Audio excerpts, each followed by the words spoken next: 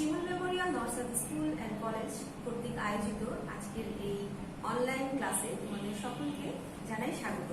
আমি তোমাদের সাথে আছি শিমুল মেমোরিয়াল নর্সারি স্কুল অ্যান্ড কলেজের সহকারী শিক্ষক নাইলা মনির। ছোট্ট সোনামণিরা, কেমন আছো তোমরা? আশা করি আল্লাহর অশেষ রহমতে তোমরা সুস্থ আছো, আমিও সুস্থ আছি। আজকে আমরা বাংলা ক্লাসে একত্রিত হয়েছি। আজকের বাংলা ক্লাসে আমরা যে বিষয়টি নিয়ে আলোচনা করব, যে পাঠটি আমরা পড়ব, তা হলো পাঠ 42, 43 এবং 47 নম্বর পাঠ। এই পাঠে আমরা কিছু কাঠচিহ্ন দেখব এবং একটা সুন্দর গল্প পড়ব। গল্পের নাম মায়ের ভালোবাসা। ক্লাসটা শুরু করার আগে চলো একটু বিনোদন করে নেব। ছোট্ট সোনামণিরা, তোমাদের কি সেই কবিতাটা মনে আছে? জসীমউদ্দিনের মামার বাড়ি আসো। মামার বাড়ি কবিতাটি একসাথে আবৃত্তি করি। আই ছেলেরা, আই মেয়েরা, ফুল তুলিতে যাই, ফুলের মালা গলায় দিয়ে মামার বাড়ি যাই। ঝড়ের দিনে মামার দেশে আম কুড়োতে সুখ, পাকা জামের শাখায় উঠি রঙিন করি মুখ। প্রিয় শিক্ষার্থীরা, তোমাদের কাছে বই আছে নিশ্চয়ই। প্রত্যেকবারের মতোই ক্লাসটা শুরু করার আগে আমরা বইটা অবশ্যই পড়ে নেব। আজকে আমরা বাংলা বইয়ের যে পাঠটা পড়ছি তা তোমাদেরকে আগেই বলেছি, পাঠ 42, 43 এবং 47 নাম্বার। দেখো, আমরা এখন বইটা হাতে নেব। বই তো আমার কাছেও আছে, চলো আমার সাথে বইটা খুব ভালো করে দেখে নাও। দেখো, পাঠ 42 নাম্বার পার্টে কিছু কাঠচিহ্ন দেওয়া আছে। আমরা এই কাঠচিহ্নগুলো পূর্ববর্তী ক্লাসে কিন্তু পড়ে এসেছি। দেখো, আকারের কাঠচিহ্ন কেমন হয়, হ্রস্বইকারের কেমন হয়, দীর্ঘইকারের কেমন, হ্রস্বকার কেমন, দীর্ঘকার, ঋকার, একার, ঐকার, ওকার, ঔকার এবং এই কাঠচিহ্নগুলো দিয়ে কিন্তু আমরা বিভিন্ন শব্দও লিখে এসেছি। এখন পাঠ নাম্বার 43। এই পাঠ নাম্বার 43-এ দেখো, তোমাদের কিছু ছবি দেওয়া আছে এবং ছবির পাশে কিছু বর্ণ দেওয়া আছে। এই বর্ণগুলোতে তোমাদেরকে কিন্তু কাঠচিহ্ন বসাতে হবে। কাঠচিহ্ন বসিয়ে শব্দ তৈরি করতে হবে। বলো তো, এখানে কি হতে পারে? এটি একটি চৌকি, নূপুর, বৈঠা, ফুল, ঢোল, বিন, ডিম, মৃগ। আমরা এগুলো ক্লাসে করার চেষ্টা করব। এখন চলো পাঠ নাম্বার 47-এ যাই। বইয়ের 47 যে পাঠ, এই পাঠটিতে দেখো, এটা হচ্ছে পেজ নাম্বার 60 নাম্বার পেজে এই পাঠটা আছে। এখানে খুব সুন্দর একটি গল্প আছে। গল্পের নাম মায়ের ভালোবাসা। গল্পের নাম মায়ের ভালোবাসা। আমার সাথে বইটি রিডিং করো। ছোট্ট সোনামণিরা, বইটা একটু খেয়াল করো। আমি তোমাদেরকে দেখাচ্ছি, তোমরা আমার সাথে সাথেও কিন্তু পড়তে পারো। মায়ের ভালোবাসা। একদিন মহানবী হযরত মুহাম্মদ সাল্লাল্লাহু আলাইহি ওয়াসাল্লাম সাথীদের নিয়ে বসে আছেন। এমন সময় একটি লোক এলো, হাতে একটি পাখির বাসা, বাসায় 2টি ছানা। নবীজি দেখলেন কাছেই মা পাখিটা উড়ছে। তিনি লোকটিকে কাছে ডাকলেন, তারপর পাখির বাসাটি রাখতে বললেন, তাকে দূরে সরে যেতে বললেন। লোকটি সরে গেল। মা পাখিটা কাছে এলো, বাচ্চাদের আদর করলো, ডানা দিয়ে তাদের ঢেকে রাখলো। মহানবী সাল্লাল্লাহু আলাইহি ওয়াসাল্লাম বললেন, দেখো মায়ের কত ভালোবাসা।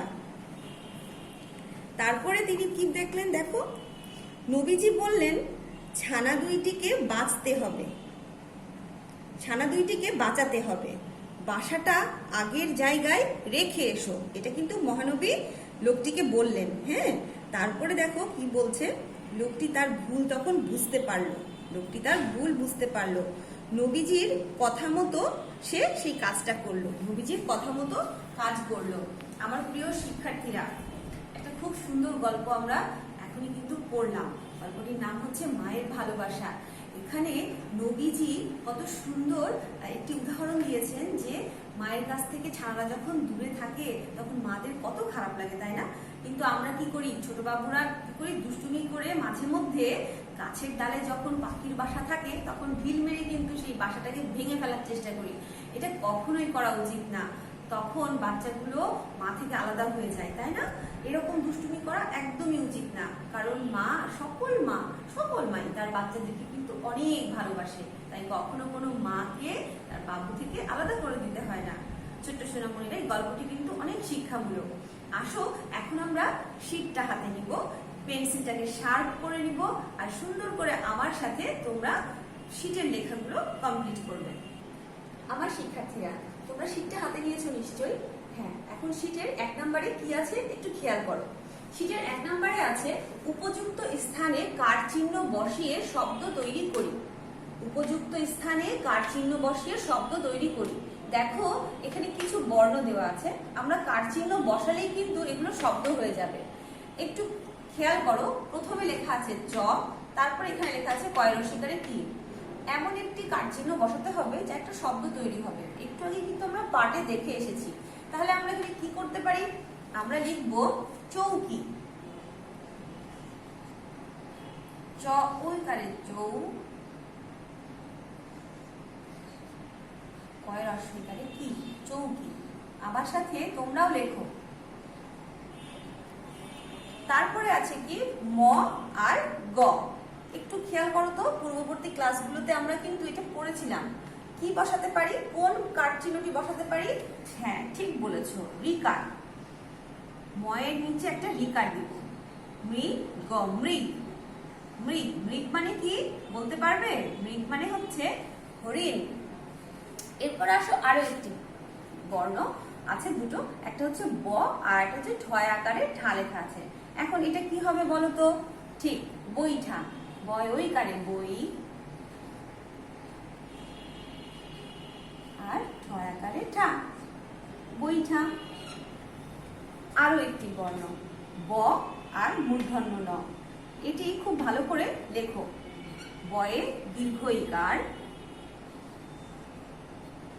আর মূর্ধন্য ন, বিন। বিন, বয়ে দীর্ঘ ইকার মূর্ধন্য ন, বিন। ছোট্ট সোনামণিরা, আশা করি তোমরা 1 নাম্বারটা আমার সাথে কমপ্লিট করেছো। এখন চলো আমরা শীটের 2 নাম্বারে যাই। শীটের 2 নাম্বারে কিছু শব্দার্থ দেখব। এই শব্দার্থগুলো আমাদের সাথে খুব ভালো করে তোমরা পড়বে এবং বানানগুলোও খেয়াল করবে। দেখো শব্দার্থে কি লেখা আছে। প্রথম আছে কি সাথী। সাথী, সাথী শব্দের অর্থ সহচর বা সঙ্গী। সাথী শব্দের অর্থ সহচর বা সঙ্গী। বাসা, বাসা, বাসা শব্দের অর্থ নীল। বাসা শব্দের অর্থ নীল। ছানা, ছানা আমরা পাঠে পেয়েছিলাম, তাই না, গল্পটাতে ছানা। এই ছানা শব্দের অর্থ হচ্ছে শাবক, ছা বা বাচ্চা। শাবক, ছা বা বাচ্চা। পাখি, এই পাখি শব্দের অর্থ হচ্ছে পক্ষী অথবা খেচর। পক্ষী অথবা খেচর। ডাকা, ডাকা, এই ডাকা শব্দের অর্থ আহ্বান করা। আহ্বান করা বা গর্জন করা। আহ্বান করা বা গর্জন করা। সময়, সময়, সময় শব্দের অর্থ কাল। সময় শব্দের অর্থ কাল। প্রিয় শিক্ষার্থীরা, এখানে কিছু শব্দার্থ দেখলে এবং এই শব্দার্থগুলোর বানানগুলো কিন্তু তোমাদেরকে খুব ভালো করে খেয়াল করতে হবে। নীল বানানে ডয় শূন্য র আছে না বয় শূন্য র। আহ্বান বানানে দুটো বয়ে যে যুক্ত আছে খেয়াল করতে হবে। সঙ্গী বানানে ও বয়ে যুক্ত আছে খেয়াল করতে হবে। এই বানানগুলো যদি তোমরা সঠিকভাবে খেয়াল করো তাহলে সঠিকভাবে লিখতেও পারবে। এখন চলো আমরা শীটের 3 নাম্বারে চলে যাই। দেখো শীটের 3 নাম্বারে কি আছে। 3 নাম্বারে আছে বিপরীত শব্দ লিখি। 3 নাম্বারে আছে বিপরীত শব্দ লিখি। ছোট্ট শিক্ষার্থীরা, এখানে কিছু শব্দ আছে, এই শব্দগুলোর বিপরীত শব্দ আমরা লিখবো এবং লেখার পাশাপাশি আমরা কিন্তু এগুলোকে মুখস্থ করেও ফেলবো। দেখো প্রথমে কি লেখা আছে। লেখা আছে সময়। সময়, এই সময়ের বিপরীত শব্দ কি হবে? অসময়।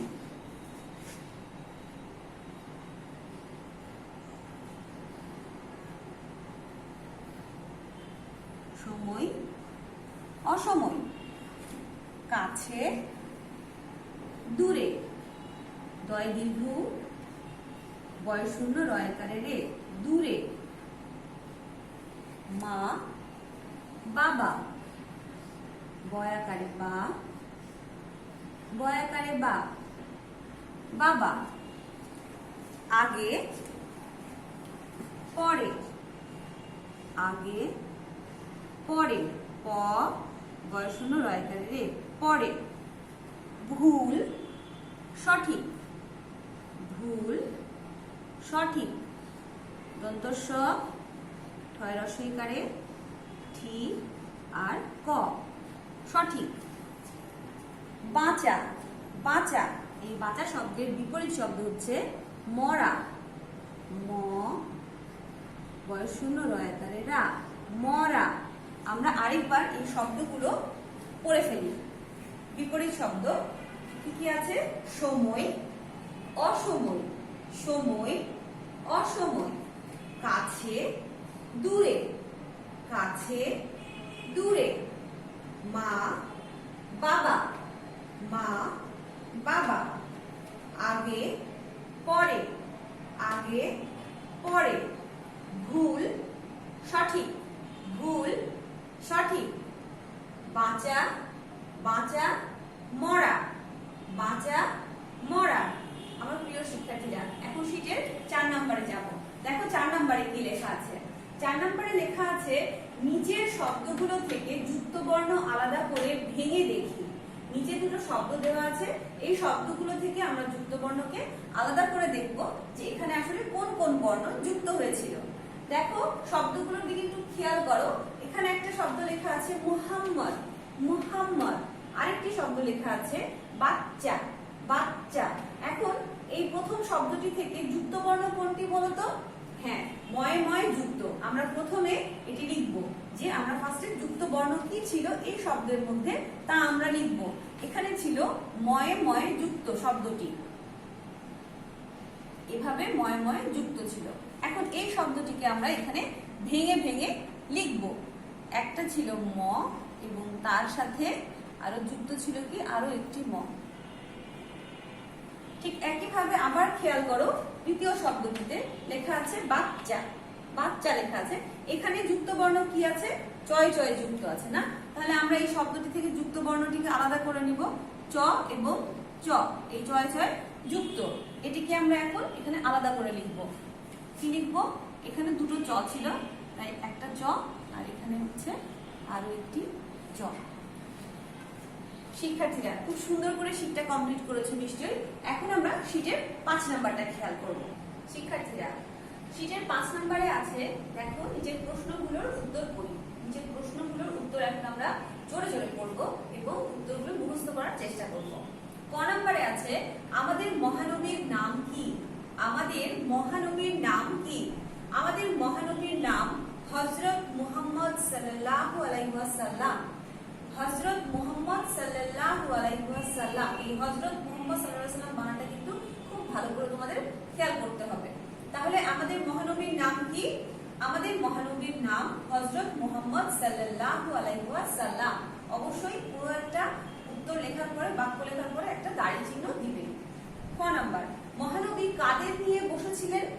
মহানবী কাদের নিয়ে বসেছিলেন?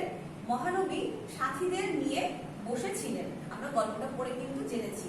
মহানবী সাথীদের নিয়ে বসেছিলেন। গ নাম্বারে আছে, লোকটির হাতে কি ছিল? লোকটির হাতে কি ছিল? লোকটির হাতে একটি পাখির বাসা ছিল। লোকটির হাতে একটি পাখির বাসা ছিল। আচ্ছা শিক্ষার্থীরা, গ নাম্বারটা আমরা আরেকবার পড়ি। লোকটির হাতে কি ছিল? লোকটির হাতে একটি পাখির বাসা ছিল। লোকটির হাতে একটি পাখির বাসা ছিল। একটি পাখির বাসা ছিল। হ্যাঁ, এটা খেয়াল করবে। এখন আমরা শীটের যে এই প্রশ্নগুলো রয়েছে আমরা যাব ঘ নাম্বারের কোশ্চেনে। দেখো ঘ নাম্বারে কি আছে? পাখির বাসায় কি ছিল? পাখির বাসায় কি ছিল? পাখির বাসায় দুটি ছানা ছিল।